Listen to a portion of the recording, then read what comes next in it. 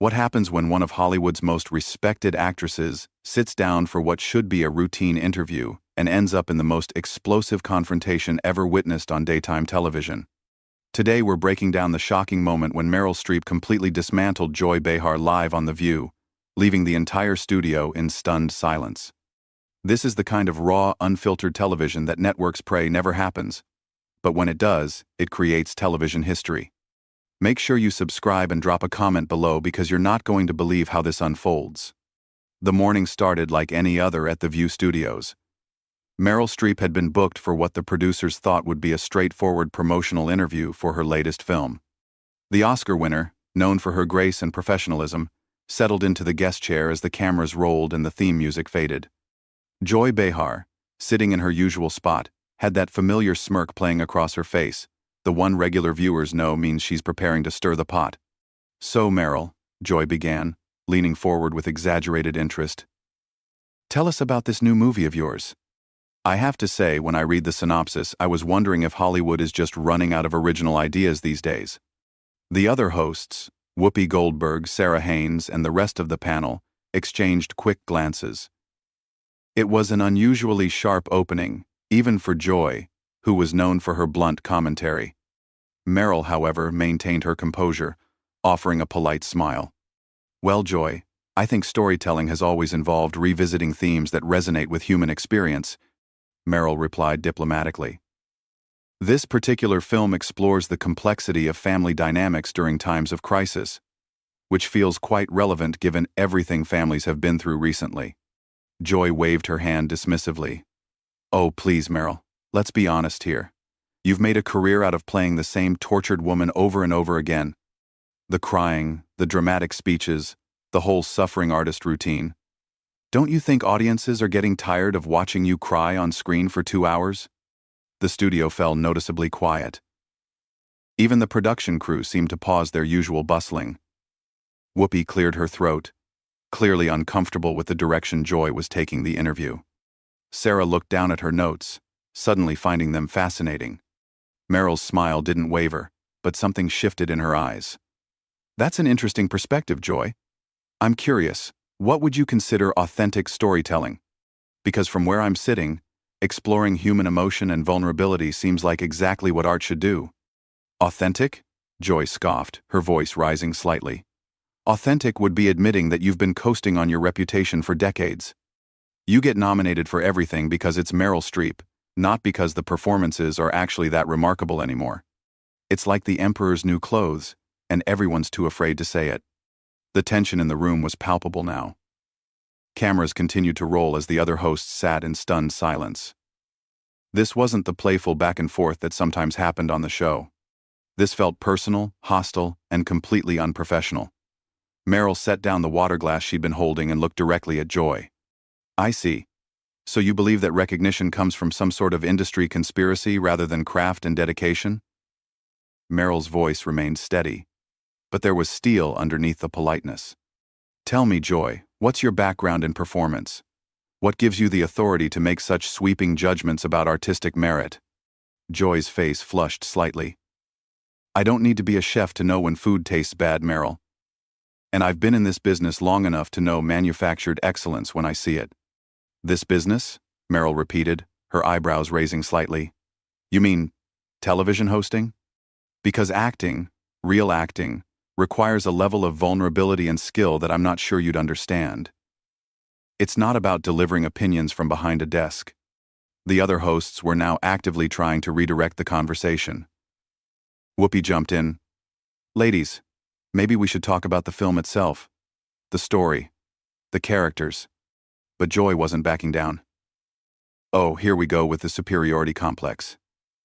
You think because you have a bunch of awards that you're untouchable? But let me tell you something, sweetheart. I've been calling out Hollywood phonies since before you were doing those ridiculous accents in every other movie." Meryl's composure finally cracked, just slightly. "Phonies? That's rich coming from someone whose entire career is built on manufactured outrage and uninformed commentary. You want to talk about authentic? Let's discuss what's authentic about sitting here every day, spouting opinions about subjects you clearly don't understand, while real artists are out there actually creating something meaningful." The words hung in the air like smoke. Joy's mouth opened and closed, for once seemingly at a loss for her usual quick comeback. The studio audience, which had been murmuring quietly, fell completely silent. Even the camera operators seemed frozen, unsure whether they should keep filming this career-ending moment or cut to commercial. Sarah tried desperately to smooth things over. I think what's wonderful about art is that it means different things to different people, and perhaps— No, Meryl interrupted, her voice calm but firm. I think Joy has made her position quite clear. She believes that expertise, training, and decades of craft mean nothing compared to her personal opinions delivered from a position of comfort and safety. It's fascinating, really, this idea that criticism without understanding equals insight. Joy finally found her voice again, but it came out sharper and more defensive than her usual confrontational tone. Don't you dare lecture me about understanding. I've been watching movies since before you were even thinking about acting. I know what I see, and what I see is someone who thinks she's above criticism. Above criticism? Meryl laughed, but it wasn't a pleasant sound. Joy, I've been criticized by some of the most brilliant minds in film and theater. The difference is, those critics understood what they were evaluating. They could discuss technique, emotional truth, the relationship between text and performance.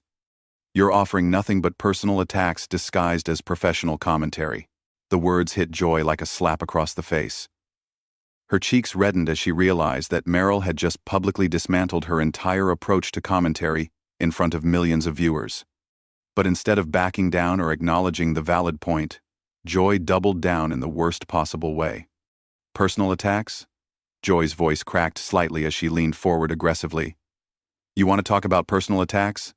Let me tell you what's personal. Watching someone like you parade around Hollywood for 40 years, acting like you're doing Shakespeare when half the time you're just putting on funny voices and calling it acting. You think you're Katharine Hepburn, but honey, you're not even close. The studio was now completely silent, except for the hum of the cameras. Whoopi had her hand pressed to her forehead, clearly regretting every decision that led to this moment. Sarah looked like she wanted to crawl under the desk. The producers in the control room were frantically trying to decide whether this was a disaster or the most compelling television they'd ever captured. Meryl sat back in her chair, and for a moment, everyone thought she might take the high road and simply end the interview. Instead, she folded her hands in her lap and spoke with the kind of quiet intensity that made everyone lean forward to hear. Joy, I'm going to do something for you that clearly no one in your life has had the courage to do. I'm going to tell you the truth. Her voice was steady, but there was fire behind it. You have built a career on being deliberately inflammatory because actual insight requires work, study, and intellectual honesty. You confuse volume with authority and controversy with relevance. Joy's mouth fell open. How dare you? I'm not finished, Meryl continued, her voice cutting through Joy's protest like a knife. You want to compare me to Katharine Hepburn? Fine. Hepburn was fearless, intelligent, and never punched down. She challenged power, not artists trying to do meaningful work. You, on the other hand, have made a living out of cheap shots and surface-level observations. The difference between us isn't just talent, Joy, it's character. The silence that followed was deafening. Joy's face had gone from red to pale, and for the first time in her career on The View, she seemed genuinely speechless. The other hosts were frozen, unsure whether to intervene or let this play out to its inevitable conclusion. Finally, Joy found her voice, but it came out as a strangled whisper. You think you can come on my show and humiliate me? Your show? Meryl's eyebrows shot up. Joy, this is The View. It belongs to all of you, and more importantly, to the viewers who tune in expecting thoughtful discussion, not petty attacks on guests. But since you brought up humiliation, let me ask you this. When was the last time you created anything? When did you last put yourself out there, vulnerable and exposed, for people to judge? Joy's voice grew shrill. I create conversation. I create dialogue. I ask the tough questions that everyone else is afraid to ask. You create conflict. Meryl corrected firmly. There's a difference between tough questions and cheap attacks. A tough question about my work might be about my process, my choices, the themes I'm drawn to. Instead, you opened with insults disguised as observations. That's not journalism, Joy. That's not even good entertainment. It's just cruel. Whoopi finally attempted to regain control. Ladies, I think we need to take a breath here and maybe... But Joy wasn't done. The humiliation of being called out so publicly had pushed her past the point of rational thought. You know what, Meryl? You want to talk about cruel? Cruel is watching someone your age, still trying to play ingenues in movies. Cruel is pretending that every performance you give is some kind of masterpiece, when we can all see you're just doing the same thing over and over with different costumes. The attack was so personal and vicious that even the camera operators looked uncomfortable. Sarah actually gasped audibly. Whoopi shook her head in disbelief. But Meryl, instead of rising to the bait, did something unexpected. She smiled. Thank you, Joy, she said quietly. You've just proven my point better than I ever could have. She turned to look directly into the camera, addressing the audience at home. Ladies and gentlemen, what you're witnessing right now is what happens when someone is confronted with their own limitations. Instead of self-reflection or professional discourse, we get personal attacks about age and appearance. Joy realized she had walked directly into a trap of her own making. I didn't mean... Oh, but you did mean it, Meryl interrupted, turning back to face her. And that tells us everything we need to know about your character and your qualifications to judge anyone else's work. You think attacking a woman's age is clever commentary.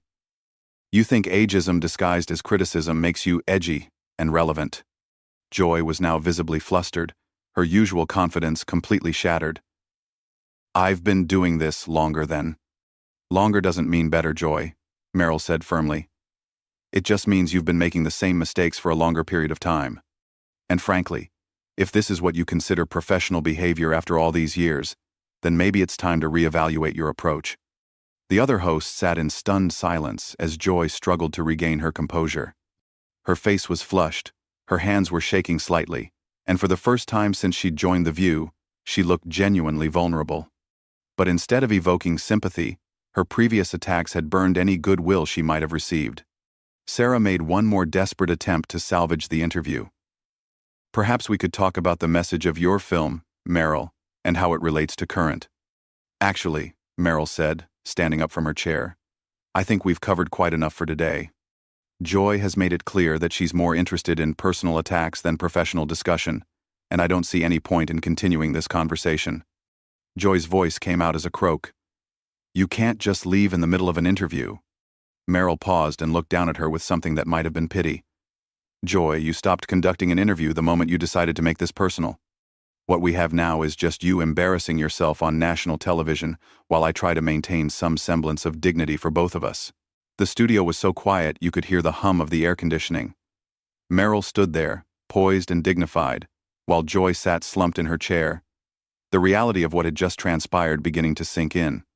The other hosts looked like they were witnessing a car accident in slow motion, unable to look away but desperately wishing they could. Joy made one last desperate attempt to save face.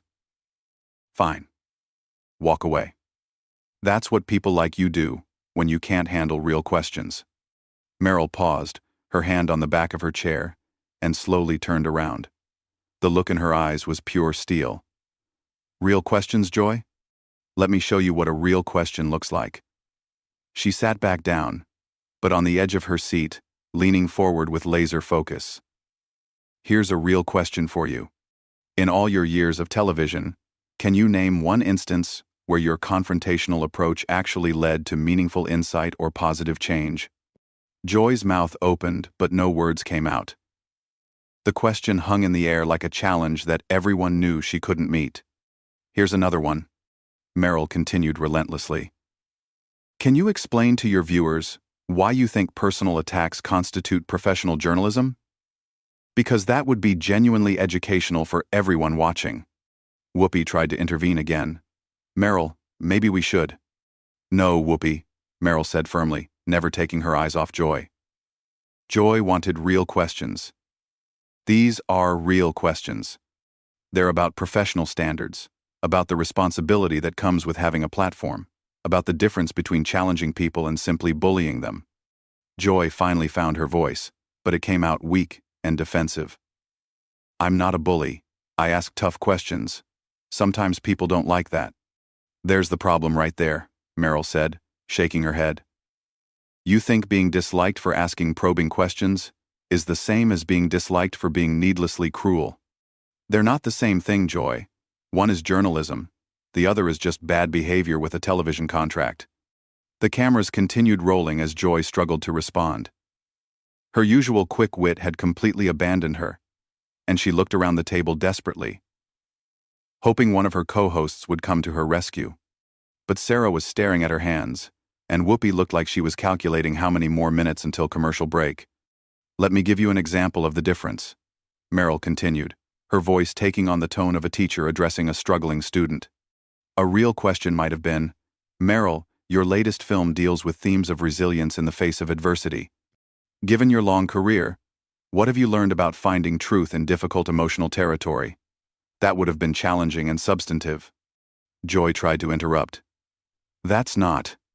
Instead, Meryl continued, you chose to open with insults about my career trajectory and suggest that my success is somehow fraudulent. That's not journalism, Joy. That's not even good gossip. It's just mean-spirited noise designed to create conflict rather than understanding. The devastation was complete. Joy looked around the table one more time, but found no support, no lifeline, no way out of the hole she had dug for herself. Her voice, when she finally spoke, was barely above a whisper. I've been doing this for years. I know how to conduct an interview. Meryl's response was swift and final. Joy, knowing how to do something and actually doing it well are two entirely different things. You've been talking for years, but that doesn't mean you've been communicating effectively. There's a difference between having opinions and having insight, between being provocative and being productive. Sarah made one final desperate attempt to salvage something from the wreckage. I think what's important is that we can have different perspectives and still respect.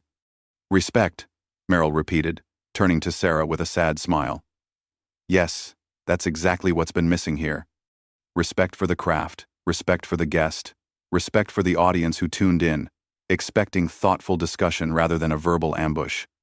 Joy's last shred of dignity finally snapped. You think you're so much better than everyone else, don't you?